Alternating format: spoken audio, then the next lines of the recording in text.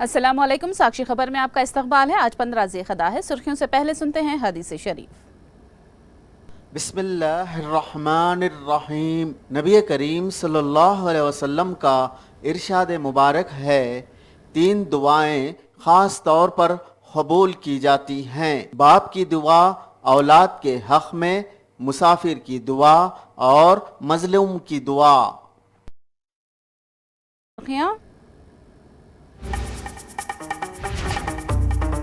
छठे मरहले के तहत 58 नशिस्तों के लिए कल होगी पोलिंग। वोटिंग के लिए तमाम तैयारियां मुकम्मल। पोलिंग फीसद को लेकर कपिल सिब्बल ने किया शुबहात का इजहार। सुप्रीम कोर्ट से मुदाखिलत की अपील। डाटा अपलोड न करने पर माहिरीन कानून का एतराज। रेवंत रेड्डी झूठे लीडर हैं, केटीआर का इल्जाम ट्वीट के जरिए किया जोकर का रिमार्क। विशाखा पुलिस की जानिब से ऑपरेशन कंबोडिया कामयाब। इंसानी स्मगलिंग पर पुलिस ने कस दिया शिकंजा। मुतासरीन की हिंदुस्तान आमद। और अब तफसील। लोकसभा के छठवें मरहले में 58 सीटों के लिए कल पोलिंग होगी। हरियाणा, दिल्ली समेत 6 रियासतों और 2 मरकज के जेर इंतजाम इलाकों में होने वाली पोलिंग के लिए तमाम तैयारियां मुकम्मल कर ली गई हैं। दिल्ली की 7 लोकसभा सीटों के अलावा उत्तर प्रदेश की 14, हरियाणा की 10 सीटों, बिहार और बंगाल की 8 सीटों और उड़ीसा की 6 सीटों, झारखंड की 4 और जम्मू कश्मीर की 1 सीट पर कल पोलिंग होगी। अब तक 5 मरहलों में 543 में 428 सीटों पर पोलिंग का इनेकाद हो चुका है।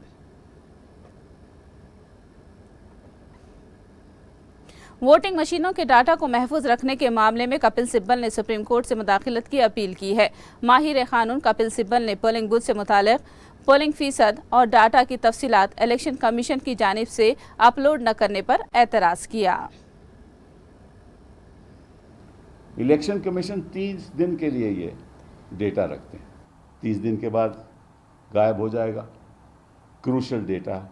तो हम आग्रह करते हैं कि इलेक्शन कमीशन, आग्रह क्या, ये उनकी जिम्मेदारी है, क्योंकि हम आरोप लगा रहे हैं कि आप 17C फॉर्म आप अपलोड करते नहीं, ये बताते नहीं कि कितनी वोटें डाली गई, उनकी संख्या क्या थी, और जब काउंटिंग होगी तो उस समय आप काउंट करके तो आप नतीजा डिक्लेयर कर दोगे, कौन जीता कौन हारा। उस समय तो कोई कुछ कर नहीं सकता ना, फिर तो इलेक्शन कमीशन फाइल करनी पड़ेगी। तब तक पार्लियामेंट के नतीजे आ जाएंगे, सरकार बन जाएगी, तो उसका क्या फ़ायदा।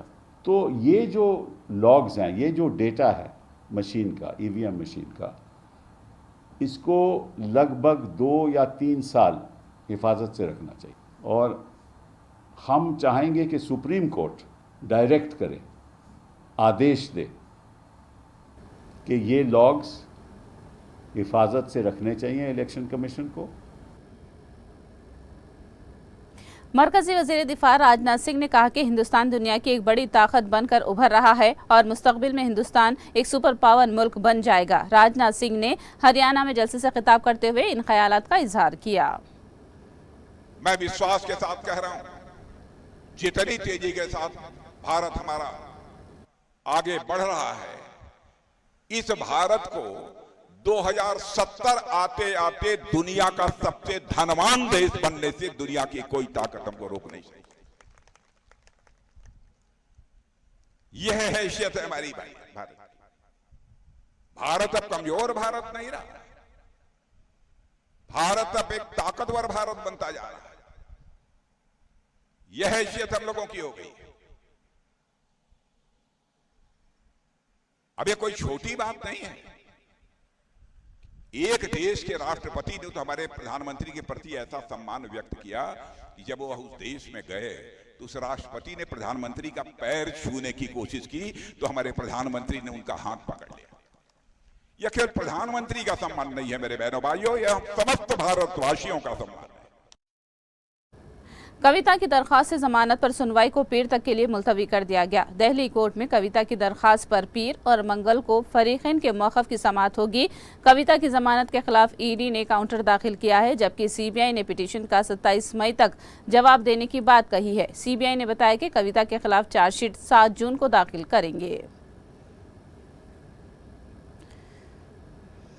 बीआरएस के कारगुजार सदर केटीआर ने वजीर आला रेवंत रेड्डी पर जोकर होने का तंज किया। उन्होंने रेवंत रेड्डी पर झूठा प्रोपेगेंडा करने का इल्जाम लगाते हुए कहा कि ऐसा झूठ बोलने वाले शख्स को क्यों जेल में नहीं डालना चाहिए। केटीआर ने कहा कि रेवंत रेड्डी ने उन पर ये झूठा इल्जाम भी लगाया है कि उन्होंने अपने रिश्तेदारों को 10,000 करोड़ का कोविड दवाइयों का कॉन्ट्रैक्ट दिया था। बीआरएस कायद ने याद दिलाया कि रेवंत रेड्डी मरकजी वजीर दाखिला से मुतालिक एक गलत वीडियो का प्रोपेगेंडा करने के मुर्तकब पाए गए थे। केटीआर नेक्रिकल में एमएलसी इलेक्शन के मौके पर इंतखाबी मुहिम से खिताब कर रहे थे। రైతు భరోసా అన్నాడు 10,000 కాదు 15,000 ఇస్తా అన్నాడు. అసలు రైతు బంధు చక్కగా ఇచ్చిండా, టైంకి ఇచ్చిండా, నగరికల్లా పడ్డదా? ఎప్పుడన్నా కేసీఆర్ ఉన్నప్పుడేమో నాట్లప్పుడు వేస్తుండే రైతు బంధు. రేవంత్ రెడ్డి కొత్త పాలసీ తీసుకున్నాడు. నాట్లు వేసేటప్పుడు అవసరం లేదంట రైతు బంధు, ఓట్లు వేసేటప్పుడు అవసరంగా ఉంటాం. మనం ఆ క్యామమల్లేషన్ ఎలక్షన్ లో ఓట్లప్పుడు గప్పుడు ఇచ్చిండు. ఎందుకంటున్నా అంటే మనం పిచ్చోళ్ళు అనుకుంటున్నాడు ఆయన. పాత రైతు బందే ఇచ్చి, కేసీఆర్ ఇచ్చిన రైతు బందే ఇచ్చి రైతు భరోసా నేను బిల్డప్ ఇచ్చినా ఇళ్ళకే మెరక మళ్ళా నాకే గుద్దుతారు. तेलंगाना के वजीर जूपल्ली कृष्णा राव ने केटीआर पर लाशों पर सियासत करने का इल्जाम लगाया है। जूपल्ली कृष्णा राव ने मुनपर्ती में बीआरएस लीडर श्रीधर रेड्डी के कत्ल की वारदात में उनका नाम घसीटने की मजम्मत की। जूपल्ली ने कहा कि आपसी दुश्मनी के मामले को सियासी रंग देकर उन्हें बदनाम करने की कोशिश की जा रही है।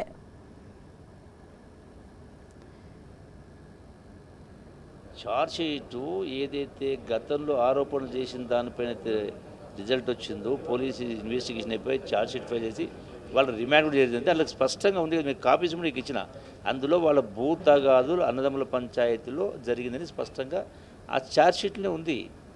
పబ్లిక్ గ్రామంలో రచ్చకట్టగాడి దగ్గర ప్రజా సదస్సు పెట్టి ఆ పిల్లగా నాకు తిట్టింది కూడా, అరే నువ్వు ఇట్లా చేస్తున్నా మీ అన్నది భూమి నివేదిక పోతున్నాడు ఇక్కడ వాడు అక్కడ అందరి ముంగటనే వాడు నీ సంగతి చూస్తాను నేను కథ చేస్తానని మాట్లాడినాడు ఓపెన్గా. అంటే జరిగింది అంటే వాళ్ళ కుటుంబ తగాదులో చనిపోయాడు. దాన్ని తీసుకొచ్చి బురదల కార్యక్రమం స్పష్టంగా రుజువైంది కదా. నిన్న కేటీఆర్ మాట్లాడినటువంటి క్లిప్పింగ్లోనే ఒక మాట ఉంది. ఆ కుటుంబాన్ని పరామర్శించి వచ్చిన తర్వాత ప్రెస్ మీట్ పెడుతూ ప్రెస్ మీట్లో దాని కేసు పూర్వాపరం ఏందో తేలివని, అసలు ఎందుకు జరిగిందని తెలిసిన తర్వాత అప్పుడు మనం చర్యలు తీసుకుని ఆయనే మాట్లాడాడు. మరి తెలియకముందుకు ఎట్లా ఆరోపణ చేసినావు? పొలిటికల్ గారి గుడ్డు లేదు అది తిప్పేదేమని ఉన్న వాస్తవం. రాజకీయంగా వాళ్ళకు మా పైన కొంత ద్వేషం కోపం వచ్చింది. ఎందుకంటే మేము ఆ రోజున బీఆర్ఎస్ పార్టీని ధిక్కరించి బయటికి రావడం, నేను నాతో పాటు పొంగులేటుగా అది బీఆర్ఎస్ పార్టీకి కోలుకోలేని దెబ్బ పడడం, అది జీర్ణించుకోలేకపోతున్నాను. అందుకనే ఇటువంటి ఈరోజు ఏంది పేపర్లో నమస్తే తెలంగాణ హెడ్లైన్స్ అంటే కరపత్రిక, అది నేను మీడియా పేపర్ అన్నది కరపత్రిక. साबिक वजीर व एमएलए हरीश राव ने रेवंत रेड्डी हुकूमत पर महकमे तालीम के मुलाजिमीन और बेरोजगार नौजवानों को धोखा देने का इल्जाम लगाया है। हरीश राव महबूबाबाद में वरंगल, खम्मम, नलगोंडा जिले के ग्रेजुएट एमएलसी इलेक्शन की इंतखाबी जलसे से खिताब कर रहे थे। జిల్లాలు ఎక్కువైనాయి, జిల్లాలు తీసేస్తా అంటుండు. టీవీలలో మీరు చూసిండు, మండలాలు తగ్గిస్తా, రెవెన్యూ డివిజన్లు తగ్గిస్తా, జిల్లాలు తక్కువ చేస్తా అంటుండు. మొన్న వరంగల్కి వచ్చిండు, ఆయన ముంగట్నే కాంగ్రెస్ నాయకులు వరంగల్ జిల్లాలు ఎక్కువైంది తక్కువ చేయమని మాట్లాడుతుంది. మహబూబాబాద్ జిల్లా ఉండాలనా పోవాలనా? మరి జిల్లా తీసేస్తాన రేవంత్ రెడ్డికి గ్రాడ్యుయేట్ ఎన్నికల్లో సురుకు పెట్టండి, రాకేష్ రెడ్డి గారిని గెలిపించండి. జిల్లా ఎట్లా ఉండదో మేము చూస్తాం. కాంగ్రెస్ మోసాలను మనం ఆమోదిద్దామా? కాంగ్రెస్ అబద్ధాలను ఆమోదిద్దామా? ఎవరన్నా ఇక్కడ కాంగ్రెస్ పార్టీకి ఓటేయడం అంటే మన ఏల్తో మన కన్ను. हैदराबाद में गुर्दों के रैकेट का पर्दाफाश हुआ है। गरीब नौजवानों को पैसे का लालच देकर उनके गुर्दों को गायब करने के रैकेट का पर्दाफाश हुआ है। इससे मुतालिक केरला में केस दर्ज होने से हैदराबाद में ये टोली पकड़ी गई है। अब तक 40 अफराद की किडनी बदलने की निशानदही की गई है। एक गुर्दे के बदले 20 लाख रुपये देने के भरोसा दिलाकर ईरान को ले जाकर उनके गुर्दे निकाल लिए गए। गुर्दा लेने के बाद गैंग महज 6 लाख रुपये अदा करने का इंकिशाफ हुआ है। चंद दिन पहले गुर्दा निकाल लिए गए चंद अफराद की मौत के बाद उनके घर वालों की शिकायत पर केरला पुलिस ने केस दर्ज कर लिया था। इस केस में सबील नामी एक दलाल को पुलिस ने हिरासत में लिया है। रैकेट से कलीदी सरगना हैदराबाद से ताल्लुक रखने वाले डॉक्टर समेत मजीद 2 दलाल हैं। पुलिस इनकी सरगर्मी से तलाश कर रही है। ऑस्ट्रेलिया में एक तेलंगाना के शहरी की लाश समुद्र में तैरती हुई पाई गई। ऑस्ट्रेलिया के मुकाम सिडनी में रहने वाले अरविंद यादव की लाश साहिल समंदर पर पुलिस ने निशानदही की। अरविंद का ताल्लुक शादनगर से बताया गया है, जो 12 साल से सिडनी में रह रहा था और 18 महीने पहले उसकी शादी हुई थी। शादी के बाद वो अपनी बीवी और मां के साथ ऑस्ट्रेलिया लौट गया था, लेकिन मां कुछ दिन में ही वापस लौट आई थी। सिडनी में अरविंद 5 दिन से लापता हो गया था, लेकिन उसकी लाश अचानक मुश्तबा हालत में समुद्र में तैरती हुई नजर आई। पुलिस इस बात की जांच कर रही है कि अरविंद ने खुदकुशी की या फिर उसका किसी ने कत्ल किया है। धान की खरीदारी मराकज पर किसान जमा हो रहे हैं और धान के जखीरे का वजन करने से खासिर होने पर तशवीश का इजहार कर रहे हैं। धान की मुंतकिली की लारियों की अदम आमद से किसानों को मुश्किलात का सामना है। यहां तक कि धान की महफूज जखीरा अंदोजी की सहूलत तक दस्तयाब नहीं है। धान के भीग जाने से किसान शदीद सदमे से दो चार हैं। ఇప్పుడు ఏమవుతుందంటే 2 నెలల నుంచి ఇక్కడ పోసుడు అక్కడ పోసుడు ఎండ పోసుడు మళ్ళీ మొలకొచ్చినాయి అనేసి కొనమనేసి అవి ఇంకా తక్కువ రేటుకి వేస్తున్నారు. రోజు వచ్చి తిరిగిపోతున్నాం, రేపేసం మాపేసం అంటారు. అసలు ఎవ్వరు అక్కడికి రాంది మేమేం చేయాలమ్మా అని అంటారు. రోజు ఇట్లా వర్షాలు పడుతున్నాయి, మేము రోజు వచ్చి అవి ఎండవేయాలన్నా ఇక్కడ స్మెల్, కోలోఫారల్స్ దగ్గర ఉన్నాయి స్మెల్. మేము తినకుండా ఎండలో రోజు వస్తున్నందుకు ఒక నెల రోజులన్నా లోపలికి పోవచ్చు కదా. అసలు ఏమన్నా అంటే తాలుంది పట్టాలి, లేకపోతే అక్కడ ఇప్పుడు ముందు పోయిన వాళ్ళు సేఫ్ అయిపోయారు. మేము తర్వాత పోయేటోళ్ళు ఇప్పుడు ఇంకా ఎగస్ట్రా కట్ చేస్తారు. అంటే మేము చిన్న ఉన్నారా అంటే తక్కువ ఉన్న పొలాలకేమో ఇప్పుడు మేము మైనస్ అవుతారు, ఎక్కువ ఉన్నోళ్ళేమో ముందు వెళ్ళిపోయినారు. అంటే మేము తక్కువ ఉన్న వాళ్ళం ఇంకా లాస్ అయిపోవాలి. లారీ లాక అమారీలు వెళ్ళిపోతారు, మేము అమాలను కూడా సంధానించుకుంటున్నాం. లారీ రాకనే ఇదంతా పరిశ్రమ ఏముంది, మొత్తం మొలకలు వెళ్ళిపోతున్నాయి. ఏమో చేసినా ఓడిగా బి గ్రేట్ అంటారు, వాళ్ళు సి గ్రేట్ అంటారు. వాళ్ళు ఇష్టం వచ్చినప్పుడు వాడుకుంటారు. మా అయితే అట్నే పోతున్నాయి ఓట్లు. పోయిన పెద్ద అన్నీ అయిపోయినాయి, పెద్ద కూట్లు అయిపోయినాయి, ఇక చిన్నవి ఉన్నాయి. साक्षी खबर में दोबारा आपका इस्तकबाल है। एपी भर में आरोग्य श्री खिदमात को बिला खलल जारी रखने के लिए हुकूमत मुअस्सिर इक़दाम कर रही है। 2 दिन पहले नेटवर्क अस्पतालों को हुकूमत ने 200 करोड़ रुपए जारी किए। 2024 और 25 की माशी साल के लिए नेटवर्क अस्पतालों के लिए पहले 2 महीनों में ही हुकूमत ने 366 करोड़ रुपए जारी किए हैं, ताकि गरीब ज़रूरतमंदों के इलाज में कोई रुकावटें पैदा न हो।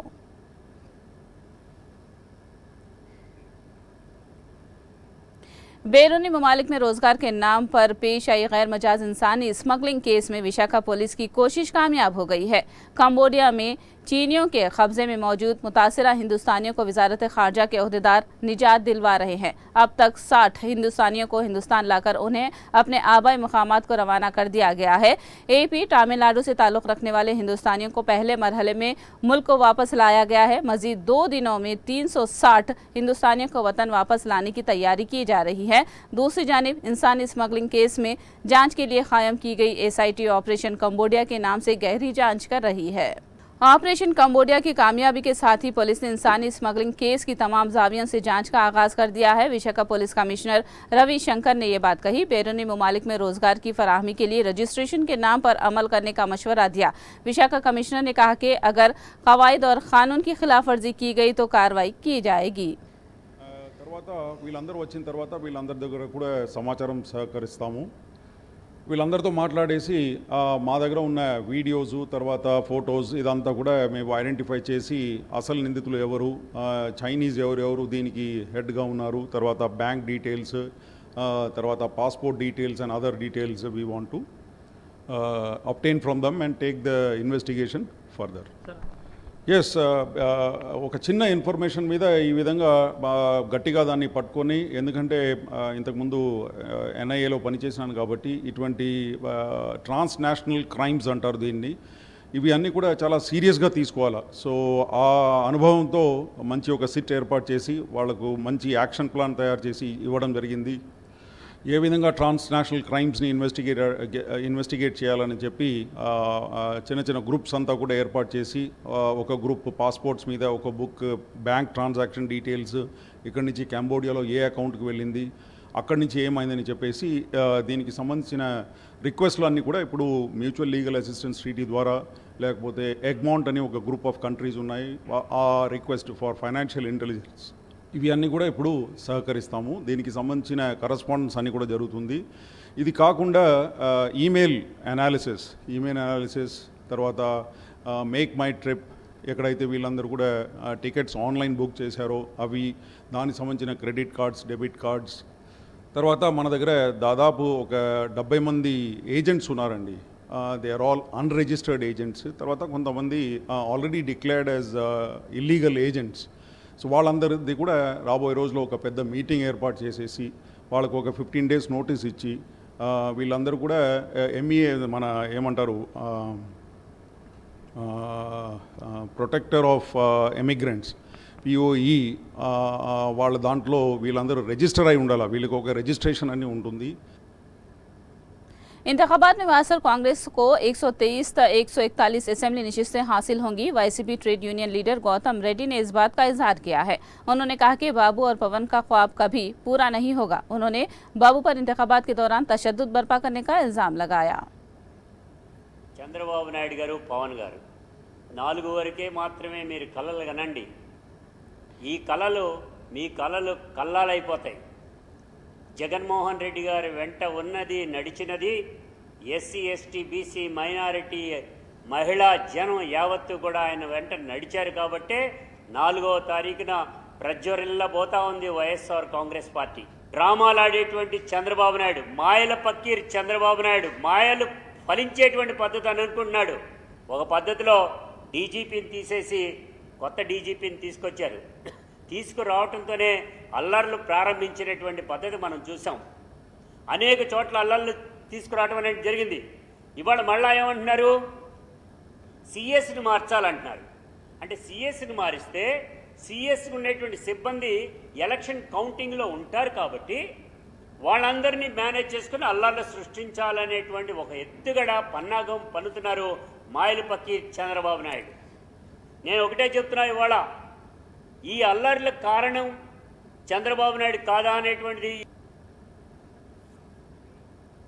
जनूबी खलीजी बंगाल से मुतसिल वस्त मगरबी खलीजी बंगाल में हवा के दबाव में कमी शिद्दत इख्तियार कर गई है, जो मशरक़ी सिमत में मुतहरिक होकर खलीजी बंगाल में हवाई तूफ़ान में बदल गई। बाद में इसी सिमत में कल सुबह वस्त मशरक़ी खलीजी बंगाल में तूफ़ान में बदलने के इम्कानात हैं, जिसका असर साहिली आंध्रा, रायलसीमा में आज और कल चंद एक मकामात पर हल्की से औसत दर्जे की बारिश और शिमाल साहिली आंध्रा में कहीं कहीं तेज़ बारिश होने का महकमे मौसमियात ने इम्कान जाहिर किया है।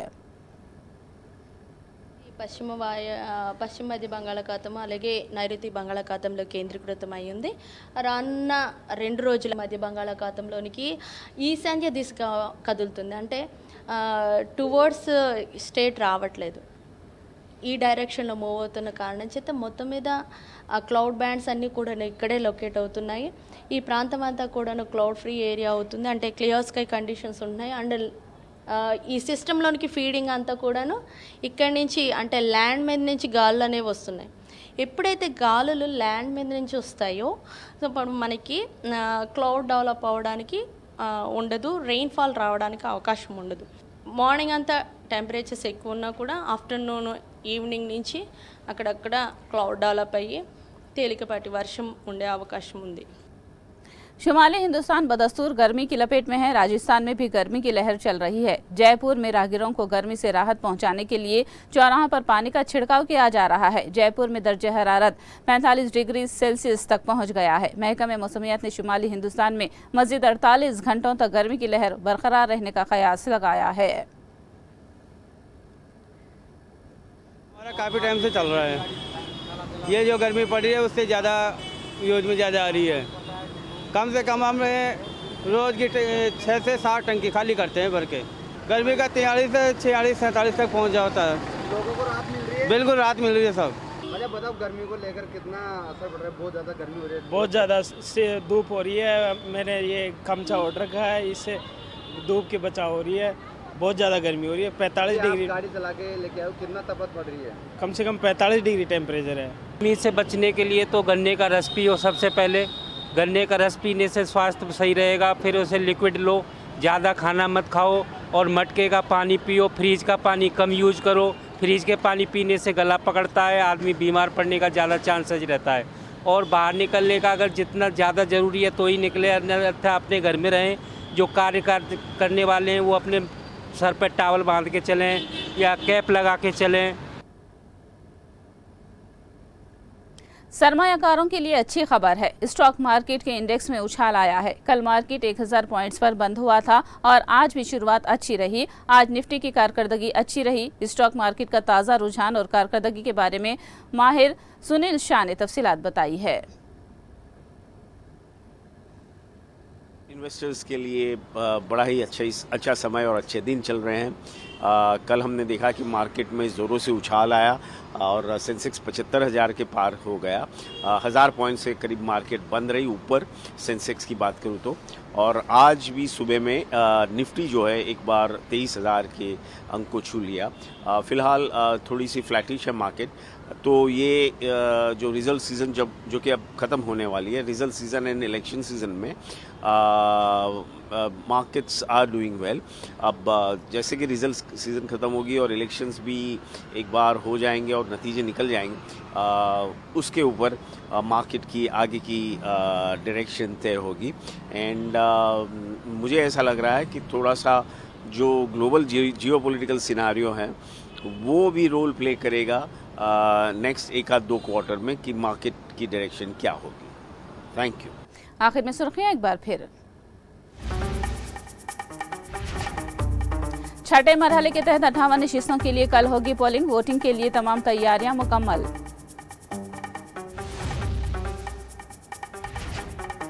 पोलिंग फीसद को लेकर कपिल सिब्बल ने किया शुबहात का इजहार। सुप्रीम कोर्ट से मुदाखिलत की अपील। डाटा अपलोड न करने पर माहिर कानून का एतराज। रेवंत रेड्डी झूठे लीडर हैं, केटीआर का इल्जाम ट्वीट के जरिए किया। जोकर करे माफ। विशाखा पुलिस की जानिब से ऑपरेशन कंबोडिया कामयाब। इंसानी स्मगलिंग पर पुलिस ने कस दिया शिकंजा। मुतासरीन की हिंदुस्तान आमद। साक्षी खबर में फिलहाल इतना ही। साक्षी टीवी पर खबरों का सिलसिला जारी रहेगा।